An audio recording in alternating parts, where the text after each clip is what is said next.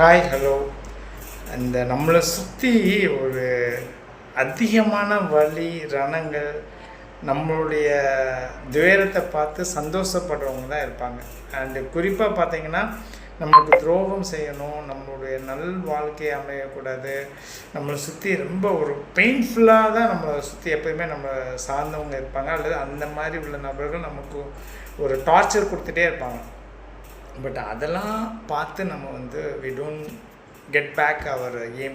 So நம்ம என்ன எய்மில் இருக்கோம், நம்மளுடைய கோல் என்ன, நம்மளுடைய அச்சீவ் என்ன, அதை தான் நம்ம பார்த்துட்டே போகணும். ஸோ எப்போயுமே நம்ம சொன்ன மாதிரி நம்மளுக்காக ஒரு அட்லீஸ்ட் ஒரு 5 பேராவது ஒரு 10 பேராவது இருப்பாங்க. ஸோ அந்த பாசிட்டிவ் மைண்டோடு தான் நம்ம போகணும்.